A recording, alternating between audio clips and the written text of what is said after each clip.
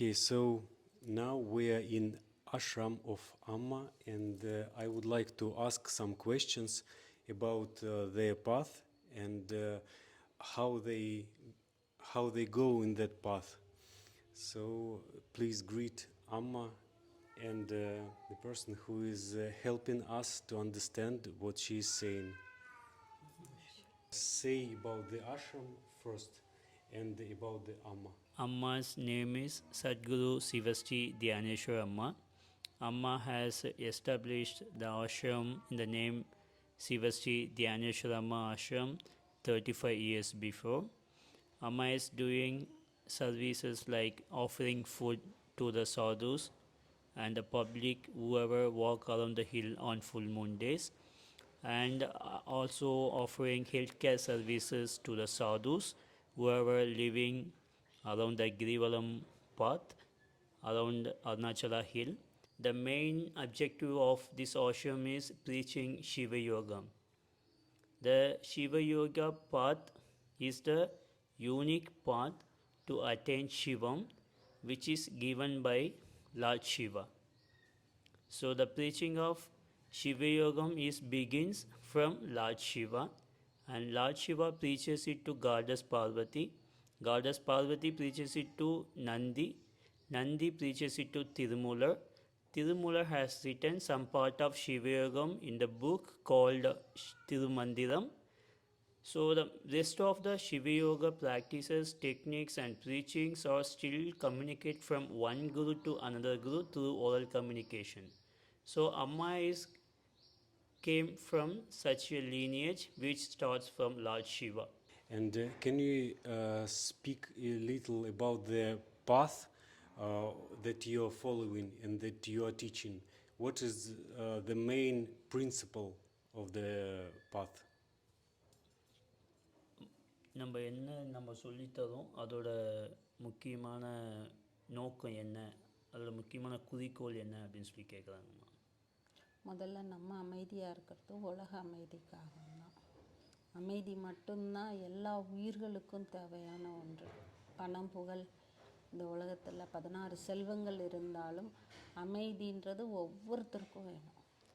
The main principle of preaching of Shiva Yogam is to attain peace in ourselves and also the peace of this whole globe. That is the main principle of Shiva Yogam, because the peace is most important need of all the living creations in this world. So to attain peace is the main principle of Shiva Yogam, what preaches by Amma. And what is the method of achieving the peace within? அதுக்கு என்ன வழிமுறை அப்படின்னு சொல்லி கேட்குறாங்க. அந்த அமைதி அடையிறதுக்கு என்ன வழிமுறை? அமைதி இந்த உலகத்தில் யோகம், தியானம், தபம் இந்த மூணையும் ஒவ்வொரு வழிமுறையை சொல்லித்தருது. யோகம்னா அஷ்டாங்க யோகம், தியானம்னா பலதரப்பட்டது, தபம்னா ஏகமானது. இந்த மூணையும் தவிர வேறு எதாலையும் இறைவனை தவிர யாரும் அமைதியை தர முடியாது. The peace can attain in 3 ways, which are yoga, yogic practice, meditation and tapas. Yogic practice is unique one which is given by God, and dhyanam is in multiple ways, and tapas is the praying of the yegam, that oneness. So these 3 ways only can give peace. And you also said that you use mantra practice. Can you speak a little more about the mantras? நீங்கள் மந்திரா ப்ராக்டிஸை பற்றி சொன்னீங்க, அதை பற்றி இன்னும் கொஞ்சம் சொல்ல முடியுமா அப்படின்னு சொல்லி கேட்குறாங்க. மந்திரங்கள்ன்றது தந்திரங்களாக கூடியது. அது மனதை ஒருநிலைப்படுத்துறதுக்காக மந்திரம் தரோம். அந்த மந்திரங்கள் பன்முகத்தை காமிக்காமல் ஏகமுகத்தை காமிக்கக்கூடியது. பல கோடி ஜபங்கள் பண்ணும்போது மனம் ஒடுங்கிறதுக்காக ஜபம்ன்ற மந்திரத்தை பயிற்சிக்கு தரோம். The mantras we are giving with a small technique called Tantra. So while you are chanting that mantra with that technique, then you will attain peace and attain the oneness. So the mantra is multiple mantras are there, but all the mantras are guide us to attain the oneness. பல So that கோடி சொல்லும்போது தான் ஏகமாக ஒடுங்குது. so when we are chanting that mantra for millions of times, at that time, after chanting millions times, our mind and thoughts all decreases. So at that time, we will focus on that oneness. Is that right that you chant millions, 10 million, or how many? எத்தனை முறை சொல்லணும்? 1,00,00,000 இல்லை? 1,00,00,000 தொடர்ந்து சொன்னால் தான் உங்களுக்கு மனம் வந்து அதில் லயப்படும். If you chant a mantra for 10 million times, then only your mind completely surrendered to that mantra. Night That is and day oneness. சொல்லணும். So you have to chant that mantra day and night. How much time does it take to recite mantra for 14 million times? 1,00,00,000 முறை சொல்கிறதுக்கு எவ்வளோ நேரம் எடுத்துக்கும் அப்படின்னு கேட்குறாங்க. நீ உன்னோட கால்குலேஷன் சொல்லு. So it depends on the person, one person to another person, how long you are chanting that mantra and how many times you are chanting that mantra. So it depends on one person to another person, how much you are spending time for chanting. So if you in our experience, some people chant the mantra 1 lakh per day. It means they will complete 1 million in 10 days. Wow. So they will complete the chanting of mantra for 10 million times in 3 months. So it depends on the people how much they are chanting that mantra. Because the people who are chanting 1 lakh mantra, 10 million for 3 months, they used to chant the mantra day and night. They don't do any other work. They completely dedicated for chanting. So they can easily chant the 10 million times. They easily complete 10 million times in 3 months. But it's not possible for everyone. So it depends on the person how much they are spending time for chanting. There are many religions and religious paths that say that peace is also very important and that we need to attain oneness. So what's different between your path and other religions and other paths? நிறைய மதங்கள், நிறைய சமய வழிமுறைகள்லாம் இருக்குது. அவங்க எல்லாருமே வந்து அமைதி அடையிறதுக்காக தான் அந்த வழிமுறைகள்லாம் சொல்லியிருக்காங்க. அதிலிருந்து உங்களோட வழிமுறை எப்படி மாறுபட்டு இருக்குன்னு நீங்கள் நினைக்கிறீங்க அப்படின்னு கேட்குறாரு. எல்லாருமே அமைதியை தான் தேடுறாங்க. எல்லாமே அன்புமயமானது தான், கருணை வடிவானது தான். இது எல்லாமே சிவத்துக்குள்ளே அடங்குறது, அதுதான் தனி வழி. அன்பு, கருணை, தபம், உயிர் கொள்ளாமை, யாருக்குமே துன்பம் கொடுக்காத இந்த 5 செயலும் சிவத்துக்குள்ளே அடங்கக்கூடிய இந்த ஒரு விஷயம் மகத்துவமானது. எந்த மதத்துலேயும் இல்லாததுன்னெலாம் சொல்ல முடியாது, எல்லா மதத்துலேயும் இருக்குது. ஆனால் இதில் முக்கியத்துவமாக இதை வந்து நிர்ணயம் பண்ணுது. இதை செஞ்சால் தான் இது அப்படின்றத நிர்ணயம் பண்ணுது. The principles are more or less common in all the religion and all the religious practices. But the uniqueness of Shiva Yogam, worshipping of Shiva, is love is Shivam, and mercifulness, and don't hurt others even by words, by actions. These are the uniqueness of the path what we are. So even though there's some principles of common in all the religion and religious practices, but these practices are very much important to attain Lord Shiva. That is what our religious is compelling the followers to follow these principles. How does the life of a person change when he comes to Amma and receives Diksha? ஒரு மனுஷன் வந்து அம்மாவை பார்த்து அம்மா கிட்ட தீட்சை வாங்கினா அவன் வாழ்க்கையில் எந்த அளவுக்கு மாற்றங்கள் வரும் அப்படின்னு நீங்கள் நினைக்கிறீங்கன்னு கேட்குறாங்க. மந்திரங்கள் வந்து இறைமயமானது, சத்தியமானது. அதை நிச்சயமாக அவங்க பயன்படுத்தினாங்கன்னா அவங்க கண்டிப்பாக சுத்த சிவம் ஆவாங்க. அது யார் சொன்னாலும் அது சுத்த சிவம் ஆவாங்க. The mantras whatever giving in Shiva Yogam as a mantra diksha by Amma are more precious. If a person, whoever got the mantra diksha from Amma, practicing in a way how Amma is asking them to practice, definitely it will give a good result in their life, because the mantra, the chanting of mantra changes their life. பெரிய So மாற்றத்தை தரும். it will bring a big change in their life, because Amma is not giving mantra just like that. Amma is identifying a person, who he is and what he is, and how he is able to chant mantra, and which mantra is suitable to him or her. Then only Amma is giving mantra to them. So whether they are good or bad in the past, it doesn't matter. If they once got mantra diksha from Amma, after following the principles of Shiva Yogam and chanting of that mantra, it will bring a big change in their life. There is no doubt in that. I know that Mauna Baba is one of your disciples, and now he is a big teacher, and many people come to him. Did he also recite mantra and became like this? நான் மௌனசாமியை பார்த்தேன். அவர் உங்களோட சீடர்களில் ஒருத்தர் எனக்கு தெரியும். இப்போ அவர்கிட்ட நிறைய பேர் வந்து அவர்கிட்ட பார்த்து பிளெஸ்ஸிங்ஸ் வாங்கிட்டு இருக்காங்க. அவரும் உங்கள்கிட்ட வந்து மந்திர தீட்சா வாங்கினவர் தானா? Yes. He also initiated 32 வருஷம் கடந்துருச்சு. 32 years before he met Amma. At the time, the Shiva Yogam initiation given by Amma to him as a mantra diksha only. So now still he is chanting that mantra. The mantra changes from one state to another state, how they are chanting that mantra, how much they are completing the chanting. Based on that, the mantra gets changes. Can you say a little about your own path? How did you get this bliss that you share with the world, and what happened with you? உங்களை பற்றி கொஞ்சம் நாங்கள் தெரிஞ்சுக்கலாமா? நீங்கள் என்ன இந்த பாதைக்கு நீங்கள் வர்றதுக்கு என்ன ஒரு தூண்டுதல் என்னவாக இருந்துச்சு? நீங்கள் எப்படி இந்த பாதைக்குள்ளே வந்தீங்க? இப்போ இந்த பாதையில் நீங்கள் எந்த மாதிரி இருக்கீங்க? அன்பே சிவம்.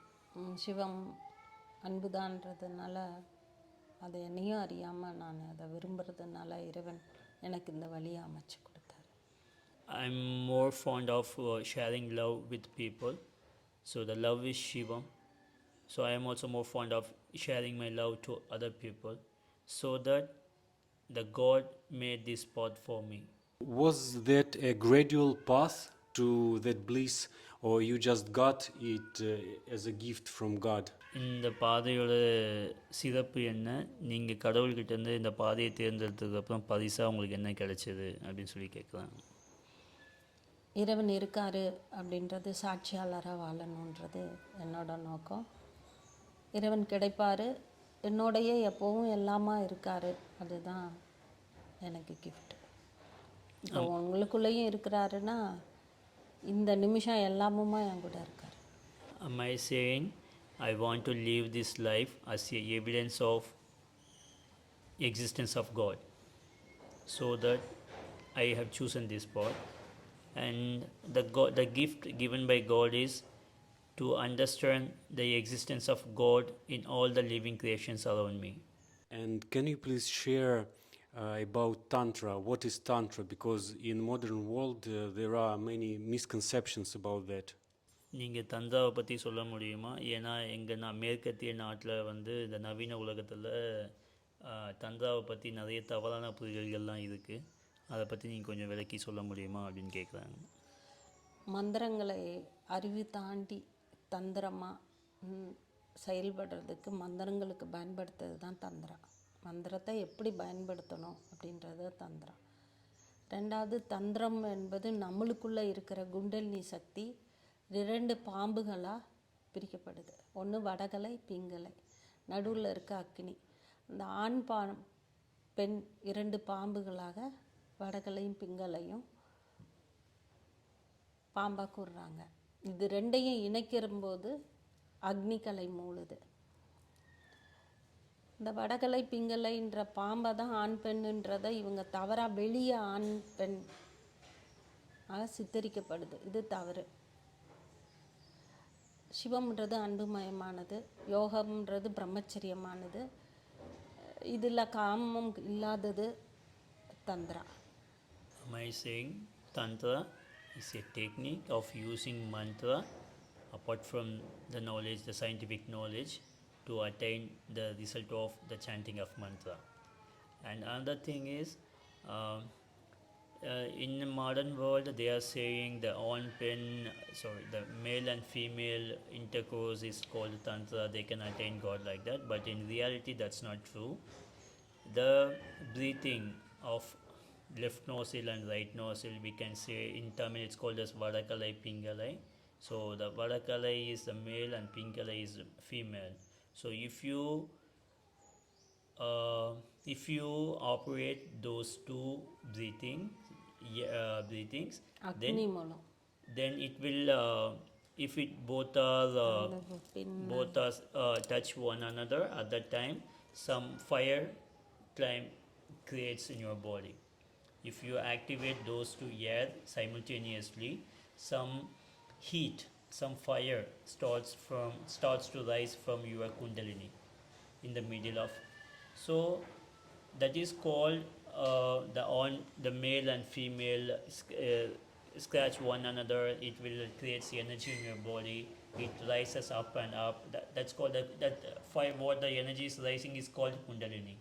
That kundalini energy rises up from your kundalini, from your Mooladhara, and starts to climb up to other மனதை chakras, அடக்கி சகஸ்ரம் தொடரும். and it will touch. Finally, it touches Sahasra chakra. So, if yours starts to operate the breathings, then automatically your mind will get rid of the thoughts. So, and it generates fire from your Mooladhara, that's called Kundalini Shakti. Then it starts to climb one chakra to another chakra, then it finally reaches Sahasra. This is what they have told, the Siddhas, and they have written about the male and female relationship. That's why that's called Tantra technique, what they have teach it exactly. தவறானது. But in modern world, they have misunderstood it, that they were confused with sex. So they have confused with sex, and then they are now emphasizing the sex is the easiest way to attain God, and you will get some energy while doing sex in tantric way like that. These are all the misconceptions and misunderstand about what exactly they have said before. பிரம்மச்சரியங்கிற போது எப்படி கலபினம் வர முடியும்? வாய்ப்பு இல்லை. So that is those people whoever understood it, the male and female, it's just a breathing which is residing in our body only. So whoever understood it, they have started to follow brahmacharya, because they know while sex you will lose energy, you will never attain any energy. That is why they want to save their energy, so they have started to follow the brahmacharya. So you can say whoever attained God, they mostly practicing brahmacharya, even though they are in the family life. But if you if you அங்கேயும் are தனித்திருக்கணும். understood, if you are try to understand the way of life, then you can know what kind of life they have lived, even though they are in family. I read in books of Tantra that there are like 5 actions they do, but not every time, but sometime in a year maybe, or maybe in whole lifetime. And these actions usually are considered as filthy, but as a ritual it can be done. So it's like eating meat once, drinking alcohol, making intercourse, and some other 2 actions. Is that not the right Tantra, or is that just secret rituals that are given in the end of the path? Can you comment about this? நான் ஒரு புக்கில் படித்தேன், இந்த மாதிரி மாமிசம் சாப்பிட்றது, அப்புறம் உடலுறவு கொள்வது, அதுக்கப்புறம் மது அருந்துறது, இதெல்லாம் அப்புறம் இன்னும் 2 இருக்குது, அது என்னன்னு அவர் சொல்லலை. ஸோ இதெல்லாம் செய்யறது, இது ஒரு சீக்ரெட்டாக ரகசியமாக அதை செய்யும்போது நமக்கு இது மூலிமா நம்ம ஆன்மீக வாழ்க்கையில் இறைவன் அடையலாம் சொல்லி நான் படித்தேன். அதை பற்றி உங்களோட கருத்து என்ன? யோக மாயை, அது வீழ்ச்சியை தான் தரும். எப்போவுமே யோகம்ன்றது விழிப்புணர்வு. Am I saying those are all illusions? யோகத்தில் That's called illusions of yoga. Even though you are practicing yogic path, you are following yogic path, you are following certain things what you, that like drinking alcohol, eating meat and intercourse, they are all illusions. So am I saying if you are drinking alcohol and intercourse you will lose மனமயக்கம் energy மனம் நின்று and போகும். you can feel the stillness, but it's not actually uh, sustainable one. It's just for a time being you can feel that, but in reality இன்பம் வேறு ஆனந்தம் வேறு. the consciousness is a way to attain God. So Amma is now saying happiness is different and blissfulness is different. பொருளற்ற ஆனந்தம், பொருள் இரண்டு பொருள்கள் சேர்ந்தா இன்பம். எதுவுமே இல்லாமல் இறைவனால் இறைவன் நாமத்தால் அடையக்கூடிய ஆனந்தம் மட்டும்தான் மகா விழிப்பு. மற்றதெல்லாம் இன்பம், சிற்றின்பம்னு பேர் அதுக்கு. So if you are feeling happiness, if you are feeling happy due to an object, due to intercourse, these are all not sustainable. Just happiness, it's lasts for some minutes only. But if you are attain the blissfulness, wisdom from the God, that's sustained for all the time. That is called the pure consciousness, high level of consciousness. பெண்ணால் கிடைக்கிறது இன்பம். The happiness, the what you are getting from your female is called just happiness. மதுவால் கிடைக்கிறது still, மனம் நின்று போகும். எதை சொல்கிறோமோ அதை சொல்லிக்கிட்டு இருப்போம், அதை தாண்டாது. மனம் புத்தி மயக்கத்தில் இருக்கும். After consumption of alcohol, and then also you are practicing, you are doing yogic practice and chanting more mantra in a state of stillness. That is also just because of alcohol. It's not called as consciousness.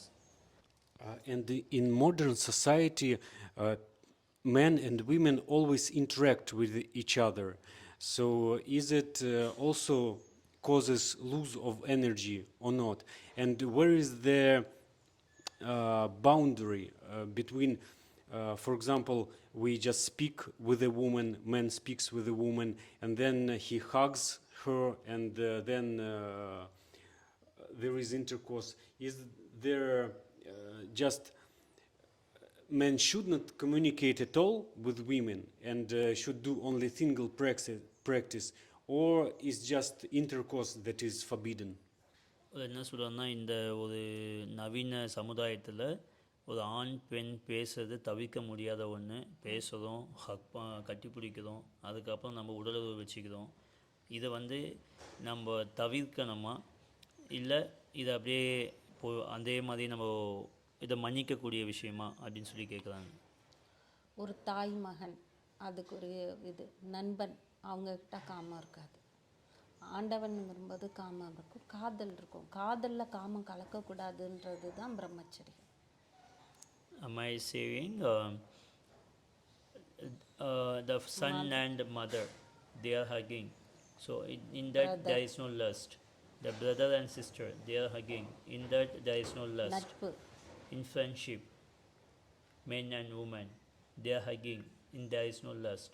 So without lust you can speak, you can hug, no problem. If there is lust and intercourse, then only it will become a problem. காமம் இல்லாதது அன்பு, அந்த காதல் ஆண்டவனோடது. Because the love without lust is called the pure love.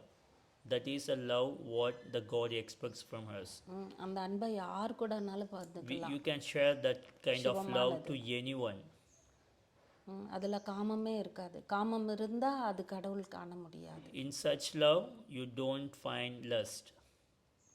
Their love without lust is called the love of God. So if there is a lust, then it's not love. ஏகம்ன்றது தனிச்சிருக்கு, அதில் உருவம் இல்லாதது, அது பேரானந்தமானது, அதில் காமம் கிடையாது. Because the God is one. அதுக்கு உருவம் கிடையாது. So he doesn't have any form, he doesn't have any shape, he doesn't have any characters. So it's a pure state. So if you want to attain God, you must become a pure one. It's the pure one in the sense you must have the pure love without lust. Understand? Do you understand? Can you speak a little more about that God is one, but in Hinduism there are many forms of God. Shiva, Vishnu, and Brahma, and many millions of other forms here. So how does this come together, that God is one and there are million forms of Him? Hindu மதத்தில் வந்து கடவுள் நீங்கள் ஒருத்தர் தான் சொல்கிறீங்க. ஆனால் வந்து நிறைய லட்சக்கணக்கான சிறு சிறு தெய்வங்கள் கடவுள்லாம் இருக்காங்க. விஷ்ணு, பிரம்மா எல்லாம் இருக்காங்க. இவங்கெல்லாம் எப்படி அந்த ஒன்றுன்னு நம்ம சொல்ல முடியும்? அந்த ஒன்றுக்குள்ளே எப்படி வருவாங்க இவங்க? பூமியில் அநேக மதங்கள் இருக்குது, அநேக கடவுள் கிடையாது, அநேக தெய்வங்கள் இருக்குது. ராஜா ஒருத்தர் தான், அவர் அரசாட்சிக்காக மந்திரி வச்சுக்கிறாரு, குரு வச்சுக்கிறாரு. அரசாட்சிக்காக பிரிக்கப்பட்ட விஷயங்கள். பக்தியில் அடிநிலையில் இருக்கிறவங்களுக்கு புரிதலுக்காகவும் குழந்தைங்களுக்காகவும் நீங்கள் நல்ல முதிர்ச்சியான நிலை வந்துட்டீங்க அப்படின்னு சொன்னால் இது எல்லாமே உருவ வழிபாடெல்லாம் கிடையாது, ஏகம்ன்ற ஒன்று தான் நம்ம புரிஞ்சுக்கணும். Amma is saying and also giving an example. மாதிரி இந்திரா காந்தி கீழே இருக்கவங்களெல்லாம் சொல்லடா. The small deities are made for a small administration. Like how a king have the ministers and other departments like that. So likewise to administer all the universe. பொருளாதாரத்துறைக்கு கல்வித்துறை இருக்கு, வனத்துறை இருக்கு, சொல்லடா. Lord Shiva created these departments like financial department, education department, forest department. So how the modern administration is functioning, likewise the God created such நம்மளுக்கு எது வேணுமோ நம்ம அவங்கள்ட்ட போய் வேண்டிக்கலாம். So அது தொடக்க நிலையில் உருவ வழிபாடு. Yeah, so likewise the small deities are created. So it's a beginning stage of worshipping. So when you have grown, when you have attained the superior level of spirituality, then you no need to worship such small deities. மதங்கள் தாண்டி கடந்து நிற்பது ஏகம்ன்ற வழி. So at that time you will possess all the religious practices, all the rituals, then you will go for the oneness. Once you have realized that oneness, then you will respect the small deities, but you will worship only that one. So the small deities are created by the one for the administration of the whole universe. They are all small deities, they are not God. இந்த தெய்வங்களுக்கு அடுத்தது பிரபஞ்சம்ன்றோம், பிரபஞ்சத்துக்கும் அடுத்தது ஏகம். So whatever the deities exist in this earth, this world, are called small deities. Apart from the small deities, there is a universe. The whole administration is controlled by the universe. It's called Panchaputas. After that, the God exists. That's called one. You have very much experience in God. Can you please describe in any words that you can the one God that you are speaking about? உங்களுக்கு கடவுளை பற்றி நிறைய அனுபவம் இருக்குது. அதை பற்றி இன்னும் கொஞ்சம் தெளிவாக, அந்த ஒருத்தர் தான் கடவுள்னு சொல்கிறீங்க இல்லையா, அதை பற்றி கொஞ்சம் தெளிவாக சொல்ல முடியுமா அப்படின்னு சொல்லி கேட்குறதுமா. இனிப்பு வந்து பலதரப்பட்டதாக இருக்குது, வாசனை பலதரப்பட்டதாக இருக்குது. இந்த பூமியில் பூவுக்கு பூ வாசம் மாறுது, பழத்துக்கு பழ ருசி மாறுது. ஆனால் அந்த பூவின் வாசமும் பழத்தோட வாசமும் அனுபவிக்கிறவங்களுக்கு தான் தெரியும். இதெல்லாம் அப்பாற்பட்ட ஒரு வாசம் நிறைந்த ஒரு ருசி அவனும், அது தேகத்தில் தான் அதை அடைய முடியும். Am I saying, giving an example, the sweet in all the fruits are different with one fruit to another fruit. The smell also differs from one flower to another flower. So likewise that God also இதெல்லாம் தாண்டிய வாசம். God is apart from this, but He will reveal Himself to many people how they are seeking God. So, but in reality, He is apart from all these taste and this smell. அது தேகத்தால உணரவும் ருசிக்கவும் முடியும். That smell, that sweetness, that godliness, you can realize from your body. It's taste, அதை அனுபவிக்க முடியும், அதை அனுபவிச்சுட்டு தான் இருக்க முடியும். அது சொல்ல வார்த்தைகள் இல்லை. But you couldn't able to explain exactly how it is. காற்றை காமிக்க முடியாதுல்ல, அது போல தான். Likewise, we couldn't able to see the air. Anyone can show you, no one can able to show you the air, but air is everywhere. So likewise the God is everywhere. We can realize Him, we can feel Him, but we couldn't able to explain how He is. அது ஒரு உணர்வு, ஆனந்தமயமான God, கடவுள் தன்மை, கடவுள் தன்மை, of God. Now I heard two different conceptions about God, that he is the one that it is apart from everything, from all the tastes, all the experiences, and that the God is everything. So can you clarify on that? நீங்கள் கடவுள் தான் எல்லாத்துலையும் இருக்குங்கிறீங்க, அப்புறம் கடவுள் எல்லாத்துக்கும் அப்பாற்பட்டு இருக்கானுங்கிறீங்க. So அதை கொஞ்சம் தெளிவுபடுத்த முடியுமான்னு கேட்குறாருமா. ஏகம்ன்றது ஒன்று, அது எதோடையும் கலக்கலை. அது படைச்சது தான் இந்த பூமி. படைப்புகள்லேருந்து விலகி நிற்கிறான் இறைவன், எல்லாருலேயும் கலந்தும் இருக்கிறான். Am I saying the Ekam, the one, is a creator? தனித்துவன். He is a unique one. He created all those things. These are all his creations. அதுலேயும் இருக்கிறான். So the creator also exists in his creations and also apart from the creations. படைத்தவன் வேறு, படைப்புகள் வேறு. So that is what the creator is different, the creations are different. அதுலேயும் ஏகம் வந்து அநேகத்துலேயும் இருக்கிறான். The creator also exists in all the creations, like how water in the milk. So there are two main conceptions about the God as creator. One is that the God is like a painter, and he made his creation a painting, and he can stand away. And the other concept is the God is like a dancer, and when he steps away, there is no more dance, and as long as he dances, there is his creation. ரெண்டு விதமான புரிதல் இருக்குது கடவுளை பற்றி. ஒன்று வந்து கடவுள் வந்து ஒரு பெயிண்டர்னு எடுத்துக்கிட்டால் அவர் வந்து படம் வரைவார், ஆனால் அப்படியே அவர் தனியாக படம் தனியாக இருக்கும், அந்த படம் அசைய போகிறதில்ல. ரெண்டாவது என்ன அப்படின்னா, அவர் வந்து ஒரு நடனம் ஒரு நடனம் ஆசிரியராக இருக்காது அப்படின்னா, அவர் நடனம் ஆடும்போது அவரால் உருவாக்கப்பட்டதும் நடனம் ஆடும். இந்த மாதிரி ரெண்டு விதமான புரிதல் இருக்குது கடவுளை பற்றி. இதை பற்றி கொஞ்சம் தெளிவுபடுத்த முடியுமா? கடவுள் என்பது கற்பனையும் அல்ல, கற்பனை என்பது கடவுளும் அல்ல. God is not imagination, but imagination is not God. அவனே தனித்து நின்று அனைத்தையும் இயக்குபவனாக இருக்கான். The creator itself stand alone and activates all the creations. Understand? எண்ணங்களாலே இயக்குறான், அணுக்கள்ல இருந்து. He is activating all of his creations just through his thoughts. அணுக்களை வச்சே With the எல்லாத்தையும் help of atoms. By activating the atoms with his thoughts, he is activating all the universe.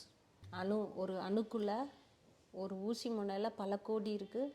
அந்த அணுக்குள்ள neutron, electron, proton மூணும் இருக்குது. மூணையும் அவன் எத்தனை தடவை ஒரு அணுக்குள்ளே சுற்றுதுன்றதை அவன் நிர்ணயம் பண்ணுறான். Amma is giving an example like in the tip of a needle there is a lot of atoms are there. Each atom contains neutrons, protons and electrons. The creator is deciding how many times those electrons and protons and neutrons should rotate. He decides. So that's what the creator is doing. That's very much work to do. அவருக்கு நிறைய வேலை இருக்குது செய்யறதுக்கு அப்படிங்கிறாரு. அவர் நினைக்கிறது எல்லாமே நடக்கும். அவர் வந்து செய்யணும்னு அவசியம். Am I saying that just thinking is enough for him to do whatever the things he wants to do in this universe? இன்னைக்கு என்னோட எண்ணம் உங்களால் இயக்கப்படுது. Today my thoughts are bringing to action to you. Understand? There is a myth, the world is that Vishnu is sleeping. In his sleep he created Brahma, and Brahma created the world. Can you relate to this? ஒரு நம்பிக்கை ஒன்று இருக்குது. அது என்ன அப்படின்னா, விஷ்ணு வந்து தூங்கிட்டு இருக்காரு. அவர் தூக்கத்தில் இருக்கும்போது பிரம்மாவை உருவாக்குனாரு. அந்த பிரம்மம் தான் இந்த உலகத்தையே உருவாக்குனாருன்னு ஒரு அது குழந்தைங்களுக்கு புரிதலுக்காக சொல்லப்பட்டது. It's a story told to the children to make them understand about the creation of the world. விஷ்ணுன்றது நம்ம உடம்புல வெப்பமாக இருக்குது. Vishnu exists in our body as a warmness. புது திசுக்களை உண்டு பண்ணுறதுல பிரம்மா தொப்புள்ள பிரம்மாவாக இருக்கார். அதுதான் அந்த குழந்தைங்க உணவு இருக்கு இல்லையா, குடல்ல இருந்து இருக்கு, அது பிரம்ம உணவு. அதை வச்சு எதை வேணாலும் படைக்கலான்றாங்க. இது ஒவ்வொரு திசுக்களும் புதுப்பிக்கப்படும் போதெல்லாம் அங்கே பிரம்மா இருக்கான். Am I saying why the stomach comes into picture? Because the stomach only creating and supplying energy to for new tissues and new cells. So that's why they symbolizes it like a Brahma is in our stomach. நம்மளோட உடம்புக்குள்ள ஒவ்வொரு திசுக்களும் உண்டாக்கப்படும் போதெல்லாம் அது பிரம்மாவோட செயல். So in our body the stomach creates each and every tissue and atoms and supplying energy to the atoms and tissue. These are the called actions of Brahma. ஒரு குழந்தையோட உயிர் உருவாகும் போது அணுக்குள்ள இருந்து அது பிரம்மா, அதில் இருக்கிறது வெப்பம், இதெல்லாம் அழிக்கும் போது அங்கே விஷ்ணு சிவன் இருக்கார். While a baby is going to form, we need some warmness to produce that. So at the time the Vishnu comes. காக்கும் தன்மை, அந்த வார்ம் போயிட்டுனா நம்ம இறந்துருவோம். So the warmness is the protection. That's warmness is the symbol or the character of a person is living. A living creation is living. If our body is not warm, then we can't survive. We are not we no more. So the warmness only says this is still living. So that is what the Vishnu is doing. And Brahma is until the tissues and cells are growing, then only we will grow, we will survive. So then only the world is functions. ஜீவனை இயக்கிறது சிவம். So after the warmness and then tissue is rising, then we will get the physical form. But the actions, looking and hearing, these are all done by Shakti. So then when some tissues are not required, some atoms are not required, at the time Shivan comes to destroy it. இது யோகம். This is called yoga. அது புரிதல் குழந்தைங்களுக்காக Hari Sivan. To make children understand this, Brahma, Vishnu, Shivan. They have created a story like Brahma, Vishnu, Shivan, Shakti, and this is how the deities are formed. So can we say that there are separate consciousness as Brahma, separate Vishnu and separate Shiva, or everything is totally united and it's only the mind that dissects it? இந்த மூணு பேருமே நம்மளுக்குள்ள தான் இருக்கு. அதான் மூணு பேருமே தனித்தனியாக இல்லை எல்லாரும் சேர்ந்து உருவாக்கப்பட்டதான் நம்மளோட மைண்டா அப்படின்னு சொல்லி கேட்குறாரு. மைண்டுங்கிறது ஆன்மா வந்துடும், உயிருங்கிறது சிவன் வந்துடும், வெப்பங்கிறது நம்மளோட நிர்வாகம், நம்மளை புதுப்பிச்சு வைக்கக்கூடாது. அந்த புது புது செல்களை உருவாக்கி ரத்தத்தில் உருவாக்குறதெல்லாம் பிரம்மமா. Okay, am I saying in our body the life energy is Shivan, that warmness is Vishnu, and the production of new tissue and new cells are called Brahma. So all these three combined, and then the mind is called soul. That is called soul. That is Shivam. That oneness. அது CD மாதிரி, அது தொட்டுறதை எடுத்துட்டுன்னா நம்ம ஜடமாயிடுவோம், தொட்டுட்டோன்னா நம்ம பேசிகிட்டு இருப்போம். நம்மள்கிட்ட ஒளியும் இருக்குது, சத்தமும் இருக்குது, வெளிச்சமும் இருக்குது, ஒளியுமா இருக்குது. So that Shivam is the, Amma is giving an example how your gramophone is functioning. So the disc is our body. சுற்றிகிட்டே இருக்கும். The disc has recordings. It is our body. It rotates. But when the needle touches the disc, then only it makes noise. Otherwise, it's just disc rotating. So that touching that needle is called Shivam. When it touches, then only we are alive. Coma. We are alive. If the needle is not touched, we are in the state of coma. We are alive, but there is no action. Understand? And one last question. So our viewers, many of them cannot devote all their life to spiritual practice. So they have family, they have work, they have many things to do. Can you advise them what to do if not to go fully into spiritual practice, but somehow to improve their life and to attain peace within? நம்மளோட பார்வையாளர்களுக்கு நிறைய பேர் வேலைக்கு போகிறாங்க, அவங்களுக்கு குடும்பம் இருக்குது, அவங்களால முழுமையாக ஆன்மீக வாழ்க்கைக்குள்ளே வர முடியாது, அவங்கள சரணடைய முடியாது. ஆனால் அவங்களுக்கும் அமைதி வேணும். அதுக்கு நீங்கள் என்ன சொல்கிறீங்க? எண்ணம் செயல் இது ரெண்டும் பியூராக இருந்தாலே அமைதி கிடச்சிரும். யாருக்கும் துன்பம் வார்த்தைகளால் கூட துன்பம் கொடுக்கக்கூடாது, வார்த்தைகளால் கூட தவறு நிகழக்கூடாது, செயலால் தவறு நிகழக்கூடாது. இப்படியெல்லாம் நம்ம வாழ்ந்தோன்னா நம்ம சுத்த சிவமாக இருக்கலாம். அங்கே வந்து நம்ம இறைவன் நம்மளை தேடி வரும்.